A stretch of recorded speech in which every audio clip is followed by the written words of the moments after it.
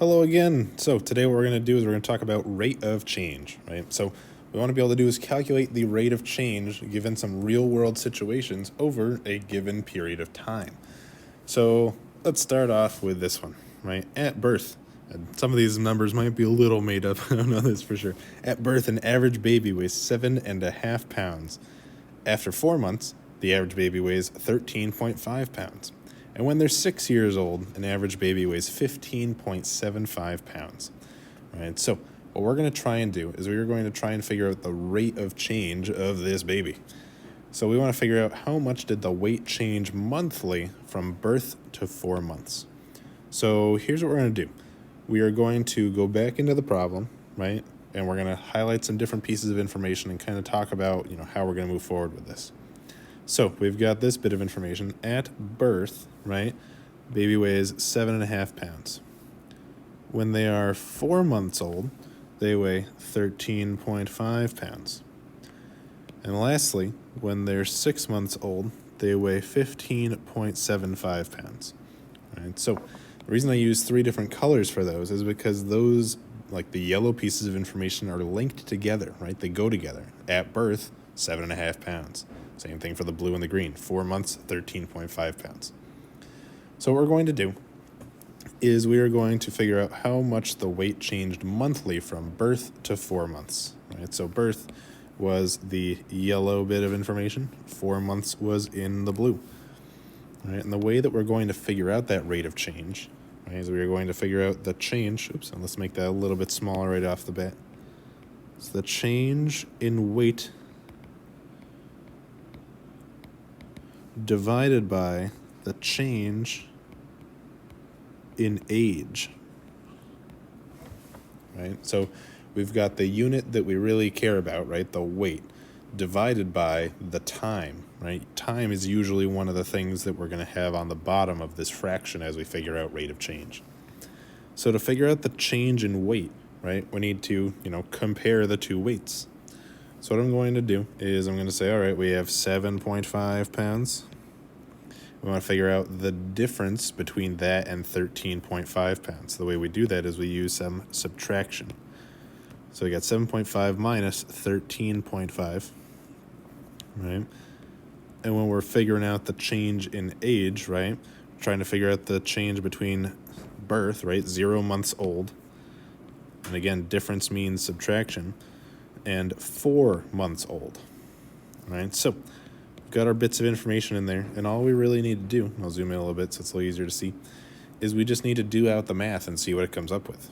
All right, so 7.5 minus 13.5 brings us to -6. Right? On the bottom, 0 minus 4 is -4. Right? So if I have -6 divided by -4, right, that's the same thing as having +6 over +4, right? So what we can do is we can kind of simplify that again. We can get ourselves a decimal, right? And that's 1.5. And then we do want to put a unit on this, right? And the way that we figure out what we want to say our unit is it depends on how we set up the problem to begin with, right? It's weight over age, right, when we had it back over here. So if I'm talking about weight over age, the weight was in pounds, and then the age was given in months. So we changed by 1.5 pounds per month, right? The important thing about when we were setting up the change part, right, with that big fraction, is that we wanted to make sure that we had the same bits of information, like going in the same direction, right? We're figuring out the difference between birth and 4 months, and then we went the same direction, right? Birth compared to 4 months right after that, right? So they kind of stacked on top of each other the same way. All right, that is going to be kind of important. All right, let's try another one, right? How much did it change from 4 months to 6 months? All right, so 4 months was the info in blue, 6 months was the info in green, right? We're going to do the same thing, right? We're going to compare 4 months weight, so 13.5, and we're going to compare that to 6 months weight, which was 15.75, right? And again, we want to be going in the same direction on this, right? We're comparing 4 months to 6 months and finding the difference. We need to be doing the same on the bottom. So 4 months compared to 6 months, right? With that age on the bottom there, right? Just color code real quick. Oops. There we go.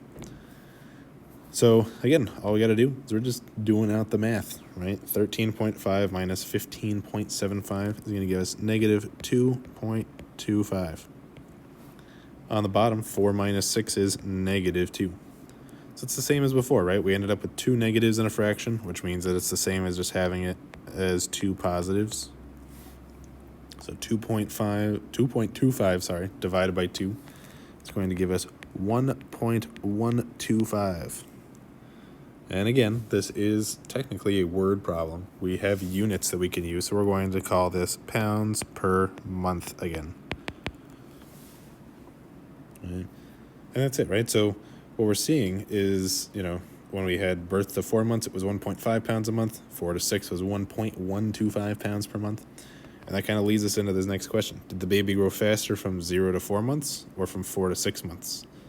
And what we're seeing is that from birth to 4 months, which was 1.5 pounds per month, compared to 1.125, right? 1.5 is more than 1.125. And so what we're going to say is that they grew faster here. Right? They grew faster from 0 to 4 months than from 4 to 6 months because that rate of change was bigger. Right? And that's really all it is, right? The bigger rate of change. So we're going to do, so we're going to practice a little bit of graphing, right? So we want to create a graph of the baby information with the points being months, comma, weight. So right off the bat, you still have this on your piece of paper, right? So that information that we had about like 0 from birth being 7.5 pounds to 4 months being 13.5 pounds, right? So that's what we're going to be turning into these points. So the birth point, right? 0 months old. And after that, we've got the weight, which was 7.5 pounds, right? So that's going to turn into a point that we're going to put on this graph. All right, so, sorry, just getting my color coding all situated here. Again, that is our information about when they were just born. After that, we had information from when they were 4 months old, and they weighed 13.5 pounds, right, which again, up there I had in blue. And then last but not least, we had information about when they were 6 months old, and they weighed 15.75 pounds. And that's the information we had up top in green. Okay, so we've got our 3 points that we need to represent.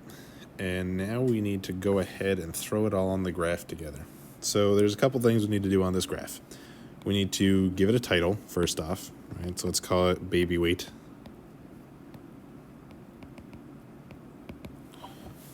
Right? Or weight of baby, either way. Down here on the x-axis, right? A lot of the time, like if we're thinking about what the x-axis was representing in our points, it was talking about the months. Right, so what we're going to have is age in months down on that x-axis. As far as the y-axis goes, right, we got to think about what that was representing. Right, all those numbers are representing the weight in pounds. So over on the y-axis, we're going to have weight in pounds. Okay, but we're not done labeling things yet. No siree. Unfortunately, we still have to put a bunch of units on there. So for the age in months, right, we need to figure out a good way to scale that graph, right? Most of the time, a good rule of thumb is to start at 0, way over in the corner. After that, you want to think about the largest piece of information that you need to represent on that axis, right? So the biggest number of months that we have to worry about is 6. So all I need to do is make sure that I get to 6. There's a couple different ways we could do that. When we're scaling a graph, right, I could say, oh yeah, that then this is 1 and 2, 3, 4, 5, 6, right? And that would technically work, but then all of your information is squished into this little part of the graph, right? There's no need to squish it that tight. So what we're going to do is we're actually going to spread it out a little bit more. What I'm thinking is, let's say that every third square means that we've gone up a month. So 3 more squares is 2 months, 3 more for 3 months, 4, 5, and 6. Look at that. nicely fits on there. We use a lot more of our graph, so things might be a little bit easier to see when we do that.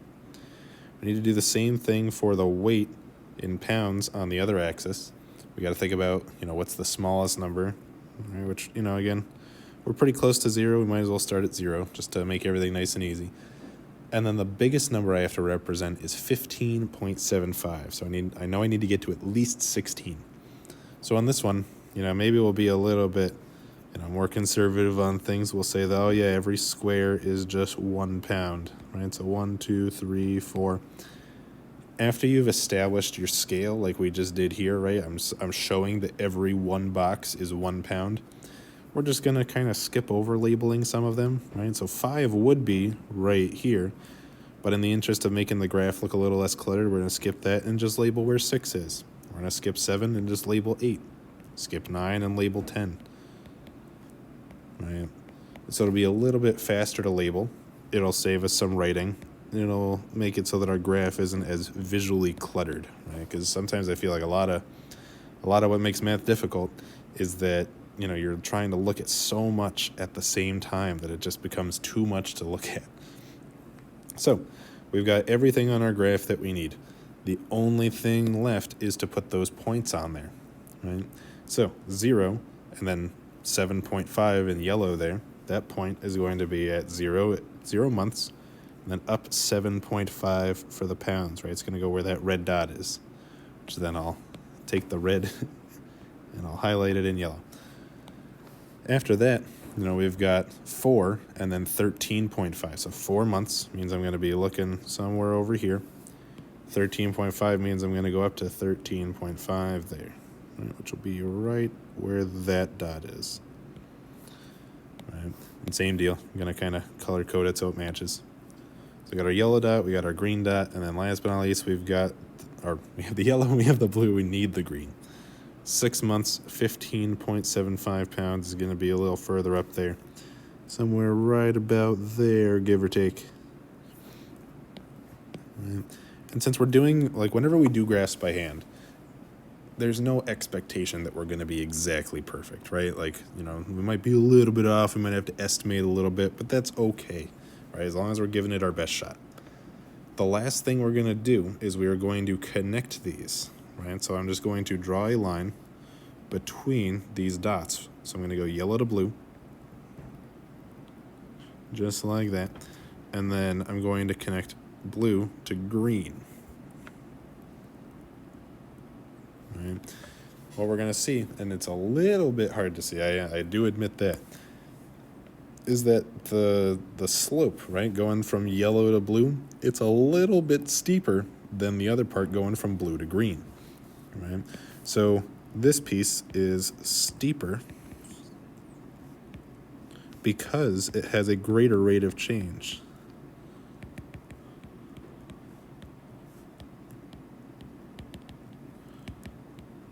Rate of change.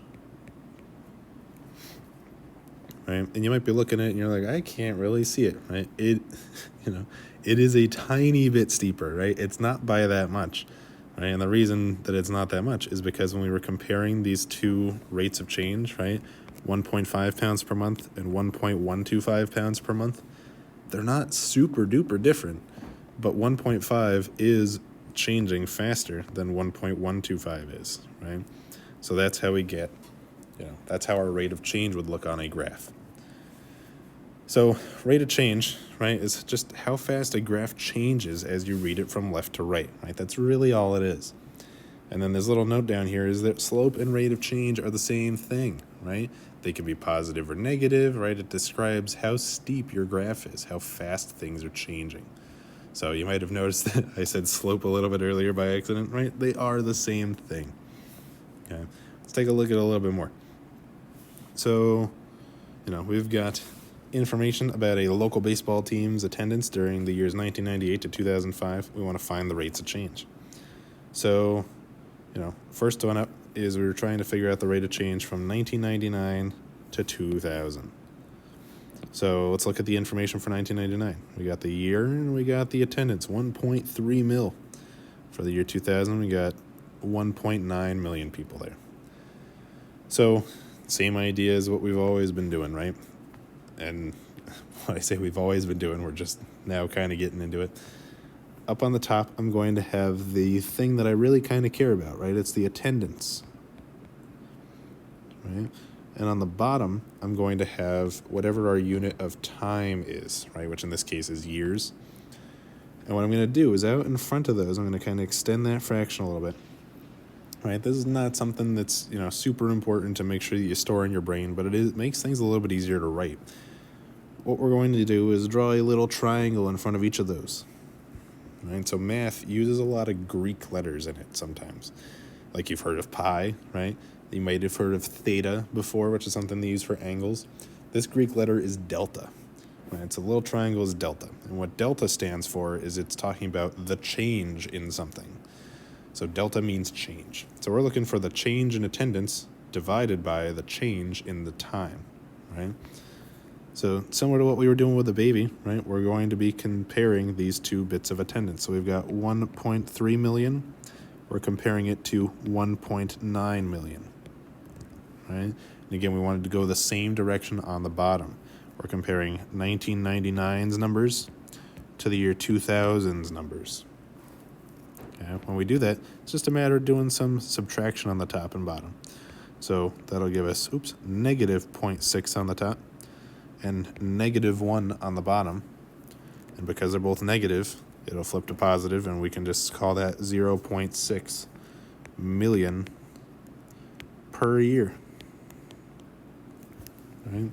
So we had an extra 0.6 million people, 600,000 people from one year to the next. That was our rate of change there. We can do the same thing for 2001 to 2002, right? So we got our 2001 information right here. What I'd like you to do is pause here. Try and figure out the rate of change from 2001 to 2002 on your own. Unpause when you think you got it. So hopefully you gave that a shot. It's going to be the same kind of idea as what we were just doing. We're comparing 2001 numbers. 2001 to 2002. My bad. I didn't even highlight the other correct piece of information. So 2002 is over there. Whoops-a-daisy. Hopefully that didn't mess you up. So 2001's numbers, which was 1.8 million, compare them to 2002, 1.7. Up on, or down on the bottom rather, what we're going to have is we're going to compare the years in the same order, 2001 to 2002. And so up top, 1.8 minus 1.7 gives us 0.1. Right? Down on the bottom, 2001 minus 2002 leaves us with negative 1. Because there's only one negative in this fraction, the answer will still stay negative. So we're going to end up with negative 0.1 million people per year. Right? So attendance went down, right? We had a negative rate of change. Right? So I guess that kind of gives away the answer to the next part. Which interval has a positive rate of change? The first one, right? 1999 to 2000. And then as for the negative rate of change, that was 2001 to 2002. I've gotten so used to writing like 2020, So 01 to 02. All right, so rate of change, positive or negative. We've got our rate of change formula here, right? And it's going to look pretty darn similar to what you've seen in the past. So we're going to have 2 points. We're going to call one of them x1, y1, and the other one is going to be x2, y2, right? The only extra little bits that I'll add, right? Actually, I'm not even going to add them, right? Our rate of change formula is going to look like this. It's just y2 minus y1 on the top of this fraction. And then you can probably guess the other part. We've seen it before as our slope formula. It's x2 minus x1 on the bottom, right? And that equals our rate of change, ROC. All right. It also mentions don't forget the rate units if they are given, right? That's something that we've been trying to be good about on those last couple problems, right? Is making sure that if we have a unit, we put it on there with our answer. All right. We got a little bit more to go. right? We've got a table and a graph of attendance at an extra innings baseball game, right? So if you are not familiar with the rules of baseball, normally 9 innings. If it's still tied at the end of 9 innings, they keep on going, right? What is that? I think that like the Dodgers maybe. I'm kind of pulling this out of the back of my brain right now. And I think the Dodgers had a game that was something like 21 innings years ago. It was a long game. I know that. So what we've got this graph of times and attendance, and then they are plotted on that graph down there. So what we're trying to figure out is, when does the attendance not change, right? So, if I'm looking at the table up top there with the time and the attendance, I'm just looking for when it stays the same, right? So it stays the same from 3 to 4 and from 4 to 5, right? Those numbers, 23,200, stays the same the whole way through. So you could say from 3 p.m. all the way until 5 p.m., right? On the graph, what that looks like is it looks like this chunk right there, right? It just stays horizontal, right? It's not going up, it's not going down, it's staying the exact same. So our rate of change, and I might have already given it away, is what we're going to calculate for part B. So if I want to figure out the rate of change between those times, right, just like before, we want what we care about, right, the attendance up top and the time on the bottom. Right, so we're trying to find the change in attendance. So we're going to compare, let's say, 3 p.m. to 5 p.m., right? So compare these numbers to these numbers. So the change in attendance comparing 3 p.m., 23,200, to 5 p.m., 23,200. And then on the bottom, doing the same thing, comparing 3 p.m. to 5 p.m. in that same order. Right? What we're going to figure out is that 23,200, let me zoom in a little bit, minus 23,200 is just 0. 3 minus 5 is negative 2, but it really doesn't matter because 0 divided by anything is just 0. So that rate of change is nothing, right? It did not change, right? And that's what we see on the graph. That's what we see in the numbers, right? So if you ever have something that doesn't change, its rate of change is 0, right? Last but not least, we only got a little bit left. We got a little graphic organizer here to help us kind of, keep our information in order. So if your situation that you're working with, your real world situation, is a constant increase, right? Hopefully you're thinking to yourself that the rate of change would be a positive number, right? If you're thinking about the slant of the graph, right, as you read it from left to right, if things are increasing, you'd be saying like, oh yeah, that's a graph where it's going up, right? If you're thinking about like, oh yeah, if, generic business meeting, we want our sales to go up, and you're thinking, it's slanting upwards from left to right.